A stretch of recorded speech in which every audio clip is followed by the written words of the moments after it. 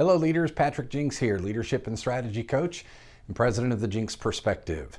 We've been away for a while doing a ton of work with clients, from strategic planning to employee engagement and even designing leadership development programs. But we are back on YouTube now with episode 18 of Perspectives in Nonprofit Leadership. And today we're going to make this episode part 1 in a short series to introduce a critical component of leadership: emotional intelligence. If you haven't already, make sure you click the subscribe button below this video and click the bell icon to allow notifications when we drop new episodes.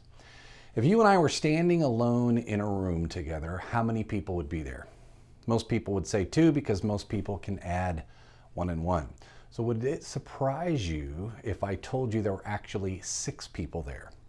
Well, there are, and it is very important as a leader to understand who those 6 people are.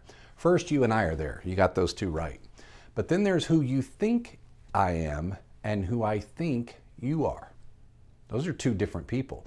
And the degree of difference varies depending on how well we know each other. But the reality is, we can't fully know each other no matter how long we've been working together or how much time we've spent together.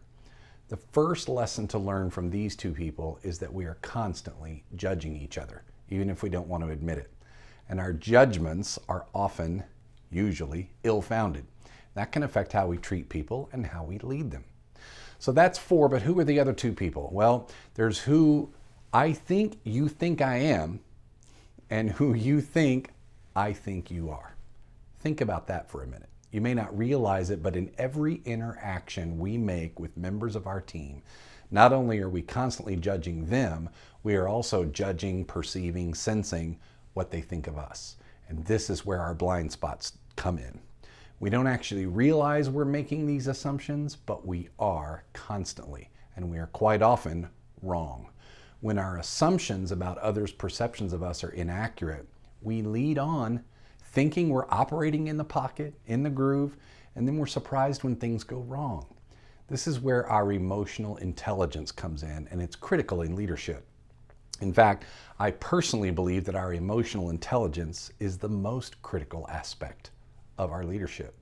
Our emotional intelligence has 4 key components that we'll actually cover in our next episode. But I'll tell you that it has to do with how perceptive we are of our own and others' emotional positioning and how well we manage and leverage those perceptions in our behaviors.